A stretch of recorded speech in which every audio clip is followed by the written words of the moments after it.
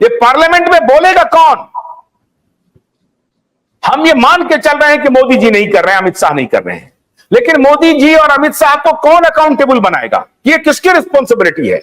ये हम किस जनतंत्र में रहे हैं? हमने जिनको वोट दिया है, अपोजिशन है ना वहां पे, जो सकारात्मक विपक्ष की भूमिका निभाने का दावा करता है, वो सकारात्मक विपक्ष एक भी सवाल आज बजट सेशन में पूछे।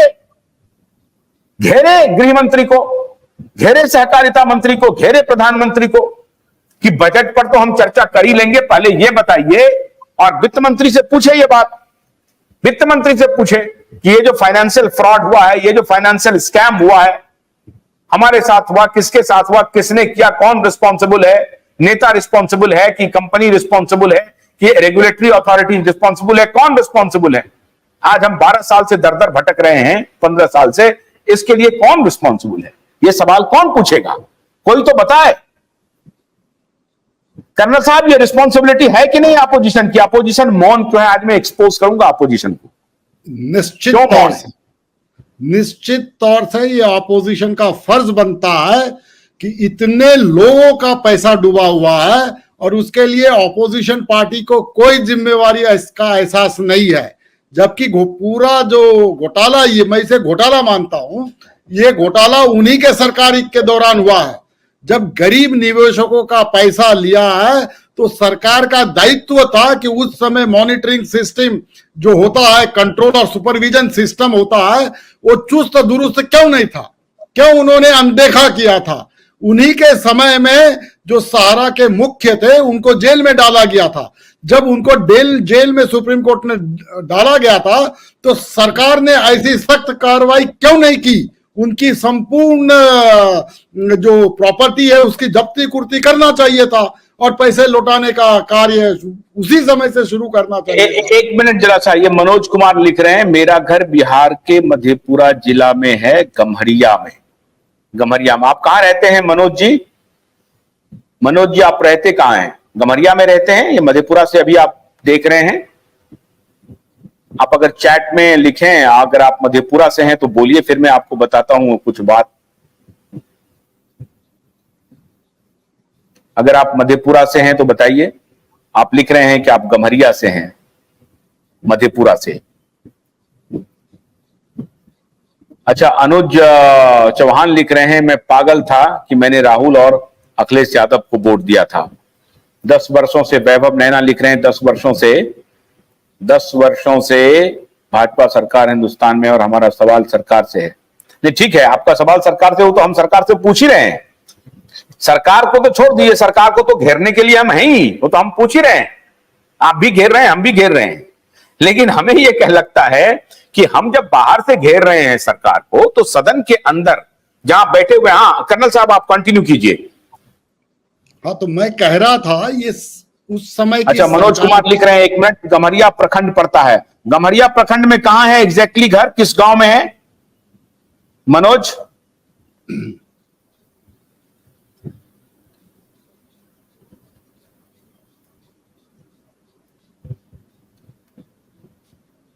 नहीं, अभी आप मधेपुरा में देख रहे हैं ये कार्यक्रम।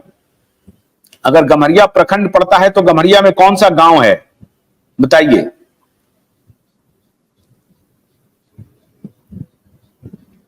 गम्हरिया में कौन सा गांव है? सर हम मधेपुरा जिला से हैं ही हैं। नहीं, मधेपुरा जिला से तो हैं, मैं गांव पूछ रहा हूं आपको। मैंने इसलिए पूछा कि आप जहां से हैं मुश्किल से 10-5 किलोमीटर भी नहीं है हमारा पैतृक गांव, इसलिए मुझे लगा कि ये गम्हरिया से कैसे आ गया मधेपुरा से। खैर, उस पर बाद में बात करेंगे। हाँ कर्नल साहब बोलिए। देखिए कर्नल साहब बोलिए। हाँ, ये जो सहारा के जो निवेशक है, वो बहुत सारे जो निवेशक है अधिकांश तौर पे वो गरीब है। बहुत मेहनत और पसीने की कमाई उन्होंने वहां पर जमा किया है। जब कोई भी प्रजा ऐसे पैसे किसी को सुरक्षित समझकर पैसे जमा करता है कुछ पैसों के लाभ के लिए, तो जो सरकार का प्रथम दायित्व होता है कि उसका कंट्रोल और मॉनिटरिंग सिस्टम उतना चुस्त और दुरुस्त होना चाहिए कि कोई भी गरीब निवेशक का पैसा डूबने ना पाए। आजकल आप देखेंगे 10 साल पहले तक ऐसा कोई सरकार सिस्टम नहीं कर रहा था कि भाई गरीबों का पैसा डूबने से बचाया जाए। उल्टा सरकार के ही मंत्री इसमें लिप्त पाए गए हैं। तो इस विषय में, खास करके सहारा के विषय में, आपको मालूम होगा कि आरबीआई का जो नियम है बैंक का, वो केवल लाइसेंस देती है बैंक को आम लोगों से पैसा लेना और सही समय पे जब भी वो मांगता है उसे वापस करना। यही इसी का लाइसेंस देता है और उसके लिए कठोर कार्रवाई करने का प्रावधान भी है। इनके पास भी प्रावधान है, लेकिन कोऑपरेटिव सिस्टम्स में इन्होंने कार्रवाई किया नहीं पिछले सरकारों ने, न कि ये मुद्दा संसद में कभी कोई उठाया है।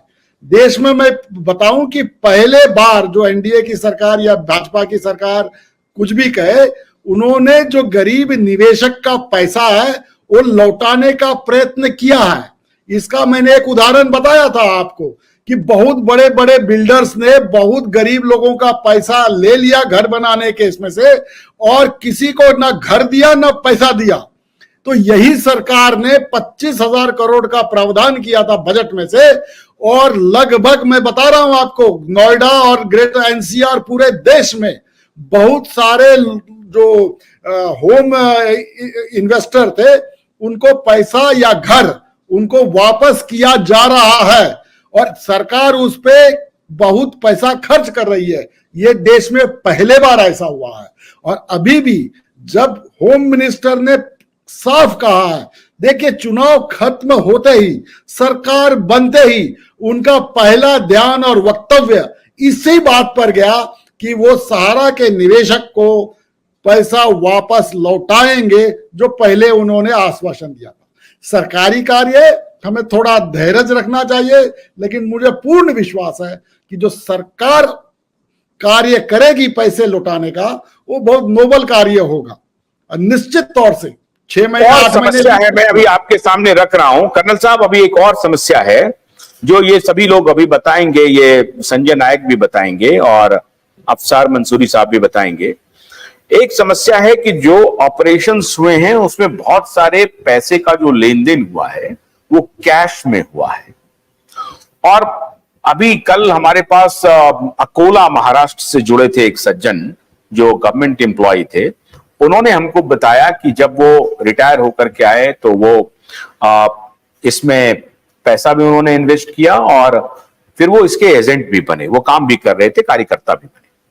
उनका कहना था कि 19,000 रुपए 20,000 से कम का उन्होंने कैश में जमा किया और उस पैसे का उनके पास कोई रिकॉर्ड नहीं है, कोई रिकॉर्ड नहीं। अब आप सोचिए, मैंने उनसे पूछा कि ये 19,000 रुपए जमा करने वाले लोगों की संख्या कितनी होगी, 5,000, 10,000, 50,000? उन्होंने कहा लाखों में संख्या है, लाखों में। अब ये तो अद्भुत विषय है सर। संजय नायक जी, ये जो वो सज्जन जो हमको बता रहे थे उस दिन, ये 20,000 रुपए देने वाले लोगों जिनके पास कोई रिकॉर्ड नहीं है, उनके पास कोई पर्ची तक नहीं है जो वो साबित कर सके कि मैंने पैसा दिया है, क्या ये बात सही है? ऐसे लोगों की संख्या बहुतायत में है, लाखों में है। इसका निदान कैसे होगा, जरा बताइए। नहीं सर, वो एक्चुअल में सही तरीके से प्रेजेंटेशन नहीं कर पाए। आशुतोष जी, पहले तो धन्यवाद आपका, और जो इस मंच पे बैठे हैं उन सभी का धन्यवाद। वो जो स्कीम आई थी हेल्थोरियम की, वो स्कीम एक्चुअल में क्या है, सिलेक्टेड लोगों ने अपनी अपनी ब्रांचों में कार्यकर्ताओं ने ली थी। सारे लोगों ने नहीं ली, जैसे मैंने नहीं ली, मुझे नहीं लेना थी, मैंने नहीं ली। तो जो जिसपे कंपनी का या मैनेजर का, प्रबंधन का कहना चाहिए बस चल गया या उनकी बात मान गए, उन्होंने ले ली वो स्कीम, तो वो परसेंटेज बहुत कम है। वो लाखों में तो अपन नहीं कहेंगे, लेकिन हाँ हजारों में है वो परसेंटेज, इसमें कोई दो राय नहीं है। क्योंकि वो एक्चुअल में कार्यकर्ता हैं और उनको सही सटीक जानकारी नहीं है। हर ब्रांच में कहना चाहिए एवरेजन 5 लोगों ने ये स्कीम ली थी। बहुत पुरानी स्कीम है उस समय, तो वो एक्चुअल में कंपनी ने जो भी जहां भी उस फंड को डाइवर्ट किया हो, जो भी उपयोग किया हो, तो वो कहना चाहिए जैसे होता ना साहब के ओरल कोई चीज हो गई कि हाँ इतना पैसा दे दो, इतना पैसा दे दो, तो जो उसमें आया कन्वेंस हुआ उसने पैसा दे दिया, तो वो हजारों में है, मेरी समझ से लाखों में नहीं है। गन्ने की कड़ी बुनियाद, जिसे मराठी में खुडक्या और कुछ उत्तर भारत के क्षेत्रों में खुटकी भी कहा जाता है, उसे केवल भोलानाथ का 2-in-1 बैटरी ऑपरेटेड हार्वेस्टर कम ब्रश कटर आसानी से और बिना रुकावट के काट सकता है।